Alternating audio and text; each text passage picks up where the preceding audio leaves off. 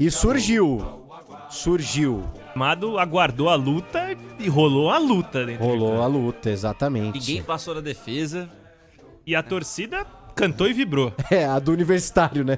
Mesmo com 4-0, estavam lá cantando e vibrando. É esse o espírito que o Abel Ferreira quer do palmeirense, Bruno Migliozzi. É isso, ontem o Palmeiras não deu margem pra nenhuma reclamação não, PDV. Mesmo a ala mais corneteira da torcida palmeirense não vai encontrar motivos na partida de ontem pra reclamar. Vitória tranquila 4-0 contra o Universitário.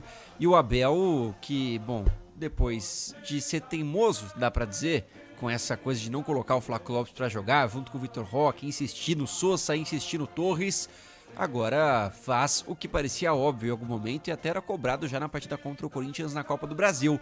2 atacantes, Lopes e Vitor Roque, que funcionam muito bem.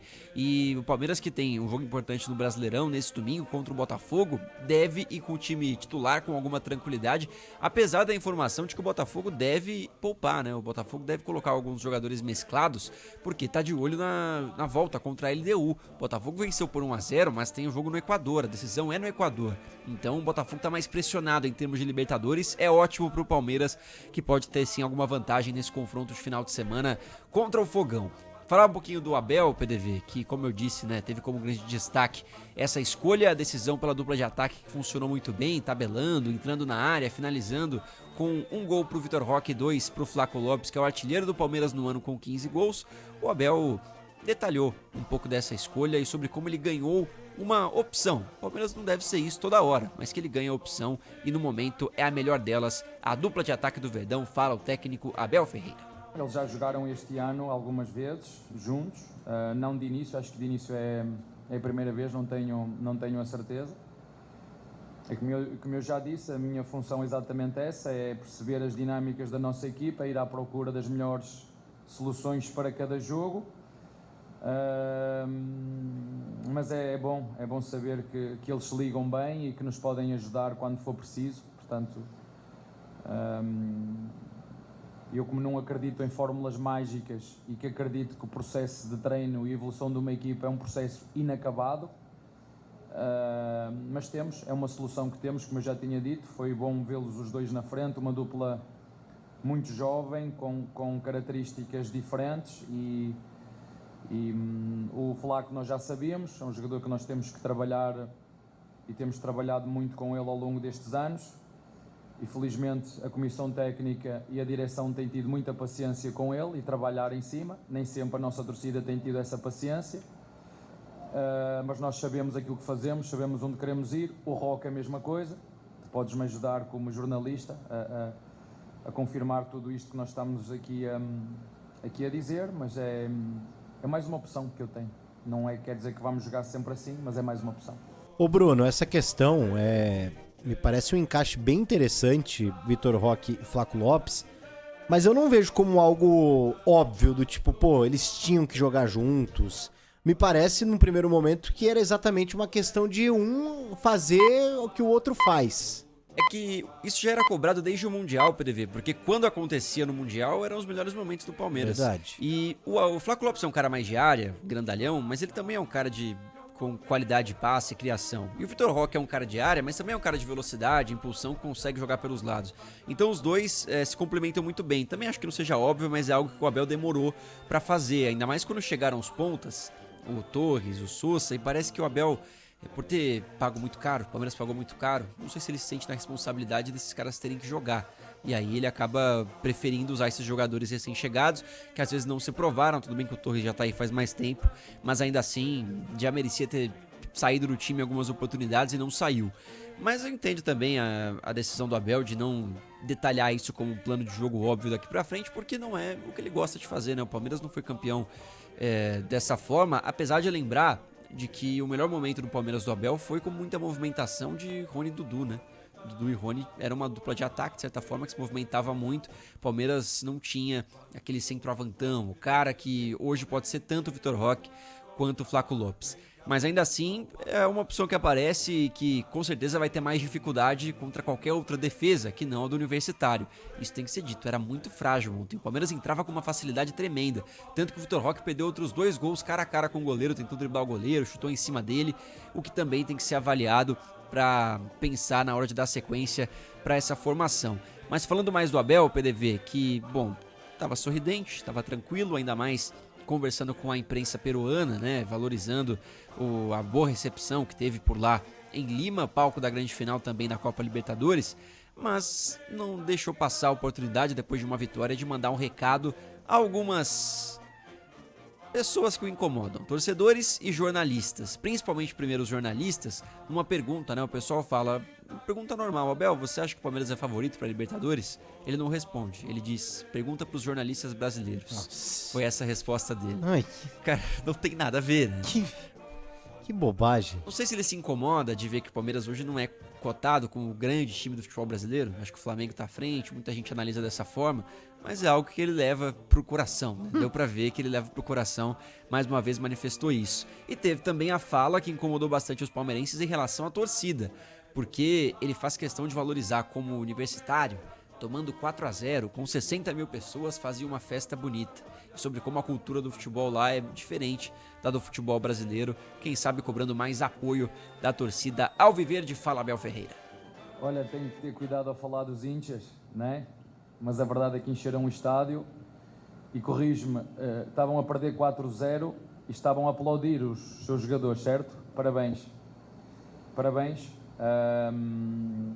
Porque realmente é isto, futebol é paixão e é sempre bonito ver quando uma equipa está a precisar do apoio dos seus torcedores e dos seus inchas, como tu disseste bem, um estádio que é bonito, um estádio que é mítico, um clube que também é histórico, é lendário e foi bonito jogar hoje aqui com o estádio cheio, mas dar os parabéns, como foste tu que me perguntaste sobre os inchas, dar os parabéns pelo comportamento deles e como eu te disse anteriormente na pergunta, não estava à espera de um jogo, acabar este jogo e ganhá-lo por 4-0, porque como eu te disse, na fase de Libertadores, a jogar contra o Barcelona, contra o River Plate, deram sempre muito boa réplica e nunca sofreram mais do que 1-2 golos. Portanto, passaram num grupo extremamente difícil, só que há jogos, há dias em que as coisas não correm tão bem e como tu disseste bem, quando as coisas não correm bem, os jogadores transpiraram, os jogadores tentaram, os jogadores lutaram e acho que isso foi reconhecido pelos vossos torcedores na forma como apoiaram a equipa e aplaudiram mesmo estando a perder 4-0. Aí, a questão é que o Abel, acho que ele não quer trabalhar no futebol do Peru, né? É muito fácil você achar tudo lindo, maravilhoso, mas ele não quer trabalhar no futebol do Peru porque não tem essa pegada que tem o futebol brasileiro. E não paga tanto quanto paga o futebol brasileiro mesmo também. Mesmo que pagasse. Se o Universitário falou, pô, a gente adorou a fala do Abel, pô, muito legal a forma como ele tratou nessa torcida. Tá aqui, Abel, 8 milhões por mês pra você treinar. Se juntar os 20 técnicos da primeira divisão peruana, eu acho que não dá o salário do Abel. Pois é, não dá. Não dá, Tenho certamente. certeza que o não dá. Universitário deve ter o mais bem pago, né? Que é o Fossati, um cara super experiente É, na seleção. tem o Thiago no... Thiago Nunes. o Thiago Nunes é Equador, né? Mas tem o Sporting Cristal. Tem o Sport Cristal. O Thiago Nunes já passou pelo Sporting Cristal. Isso, exatamente. Mas sim, cara, é você comparar. Ontem era um jogo festivo pros caras, eles não chegavam a uma fase de oitavas de final, acho que nunca chegaram, né? Foi a primeira vez Não, do já chegaram. O Universitário. Universitário já chegou. Mas fazia muito tempo. 14 anos que não Isso. chegava nas oitavas. Então, cara, é Tá que nem o incomparável. Então vai trabalhar no futebol do Peru, então, porque aí ele não vai ter pressão. Eu acho que o Abel, assim, ele dá muitos sinais, PDV. Não é a primeira vez, não vai ser a última, sinais de que ele tá cansado do jeito que a bola rola por aqui, assim, do jeito que as coisas acontecem no futebol brasileiro. E Tá cansado e não sai, né? Tá cansado e vai renovando, Pois é. Mas assim, é um cansaço que daqui a pouco dá a impressão de que passou atrelado a bons resultados, quando a torcida parar de pegar no pé dele. Algo que já tá normalizado, né? Acho que a gente já tem um tempo que mesmo com o Palmeiras bem e passando dias tranquilos, a ala da torcida do Palmeiras ainda é contra o Abel, e o fora Abel vai ganhando couro aos poucos e parte do torcedor vai perdendo esse carinho todo pelo Abel Ferreira. O que pode ser justificado ou não, né? Cabe ao torcedor avaliar. Não acho que o Abel tem que ter o direito de saber, como ele foi irônico lá naquela resposta, dizendo, como que eu vou explicar para minhas filhas como eu tô sendo questionado? O torcedor que vai saber, não são suas filhas, não é você, nem mesmo o Palmeiras vai entender muitas das vezes, mas dá pra entender nesse caso, e aos poucos o Abel vai conseguindo afastar um pouco essas críticas, segunda vitória consecutiva e segue vivo aí em Libertadores com 100% de aproveitamento também no Campeonato Brasileiro. Acho que o tom do Abel, PDV, explica muito dessa última temporada que podemos ter do Português no comando, né, caso ele não renove. Eu acho, e seria o caminho natural mesmo com o título de Libertadores, seria ainda melhor, assim, né? Deixa o clima até melhor pra um retorno. Exatamente, sabe, o Abel é um técnico super jovem. Vou projetar uma coisa aqui. Imagina o Abel é campeão da Libertadores com o Palmeiras agora, deixa o clube. Vai jogar o Mundial, porque vai ser coladinho, daqui, né? Vai jogar o Mundial, o Intercontinental agora. Pode dar um respiro. Volta daqui 4 anos pra jogar a Copa do Mundo de Clubes. É isso, eu acho que é um movimento até natural, pra aliviar um pouquinho o clima com o torcedor. É, um movimento natural, perto do que o Abel pinta de ser um bom treinador, e eu acho que ele é. Eu acho que o Abel ainda vai ter uma carreira consolidada na Europa, sendo português e tudo. A não ser que o futebol brasileiro... Quanto mais ele demorar pra ir, as menores são as chances dele. Porque em 2021 ele era bicampeão da Libertadores. Agora, o que o Abel é? Mas ele é muito jovem ainda, né? O Abel ele parou cedo de jogar futebol por conta de lesões. Antes dos 30, né? Ele é um treinador jovem. O futebol português revela muito treinador pro mundo. O Abel tem plenas condições de assumir um dos times de ponta lá de Portugal, né? Benfica, o Sport onde o Abel jogou, o próprio Porto e às vezes fazer uma ponte para outros clubes, né? A gente vê isso acontecer em algumas situações. Eu acho que ainda o Abel pode ter essa oportunidade no futebol europeu, mas ele precisa parar de brigar aqui, cara. O Abel é muito... Muita gente fala do Abel de... É óbvio que o Abel foi polêmico nessa coletiva, porque ele tira o foco do futebol ruim do Palmeiras. Mas até em bons jogos, o Abel, ele é polêmico também em coletivas, e a gente às vezes deixa de falar também do Palmeiras em campo, dos bons jogos. Não é o caso de ontem, tá? Foi uma fala do Abel só, e a gente tá falando aqui do time encontrando soluções, Vitor Roque, Flaco Lopes... o Gomes zagueiro artilheiro, sabe? O Palmeiras de novo em sintonia, fez um baita jogo ontem. Mas eu acho que essa cutucada na torcida do Palmeiras, ainda mais comparado com uma torcida do Peru, onde tudo era festa ontem, não cabe, né? Teve uma fala do Abel na coletiva contra o Ceará, em que ele diz que ele é um personagem. Nas entrevistas, na coletiva, ele é um personagem, como um ator de novela que vocês assistem, foi a frase dele. Eu acho que às vezes ele veste esse personagem mesmo e às vezes ele esquece. E nessas horas que ele é o Abel mesmo, que ele acaba se passando e, enfim, tendo esse tipo de postura, que ainda assim eu acho que são muito bem pensadas, né? Essa ideia de atrair responsabilidade pra ele, é um cara que sabe fazer isso de alguma forma, como tentou fazer no Deb, saindo da coletiva, acho que ficou muito claro o que ele quis fazer naquele momento, né, abandonando a coletiva, chamando o noticiário pra cima dele e não pra cima do jogo pro Palmeiras. Sim. Mas às vezes foge do tom, né? Às vezes ficar quieto é a melhor opção.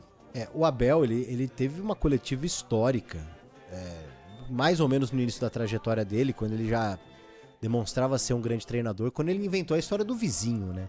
Aquilo foi espetacular, que ele chegou na coletiva mandando o recado pro vizinho, você que fica me cornetando e tal. E depois a gente descobriu, o que era óbvio também, que ele inventou esse vizinho, que era uma forma dele cutucar ali os críticos, né? Que pegavam no pé dele. Mas eu gosto desse Abel, eu gosto. Eu gosto do Abel como um personagem, mas às vezes ele passa do ponto. Não, acho que não foi o caso ontem, em relação a... Mas mesmo assim, a gente comenta em cima do que o Abel fala, né? Acho que isso é natural. Isso não é ser anti-Abel. Não. É que ontem é o típico caso de, o que será que o Abel falou? Tenho certeza que ele falou alguma coisa. Aí você vai ouvir, tá aí, o Abel falou. E é mais ou menos o tipo de coisa que você já espera. Exatamente. Aquele personagem de novela que fica batido, né? Que sempre tem a mesma fala. Pode ser, exatamente. Sabe, novelinha das 6 em vez de ser novela das 9. Exato. Ô, Bruno, no final de semana o Palmeiras tem uma vantagem contra o Botafogo no sentido que construiu uma goleada no primeiro jogo da Libertadores, o Botafogo não conseguiu, parecia até que teria um placar mais elástico contra a LDU, então assim, vejo o Palmeiras, Bruno, com uma tranquilidade de escalar a força máxima domingo.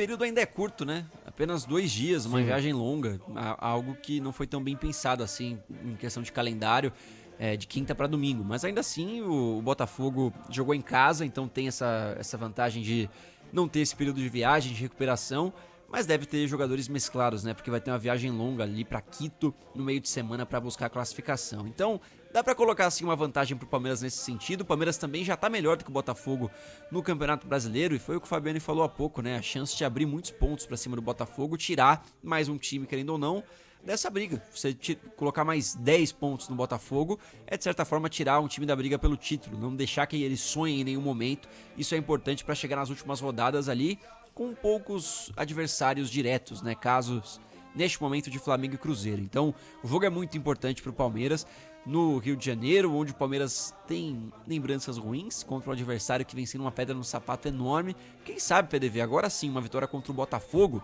que de certa forma é marca dos anos do Abel que não foram tão bons assim, esses últimos. Agora o Palmeiras consegue afastar mais um fantasma e abrir caminho para um ano vitorioso. É isso aí, falamos do Verdão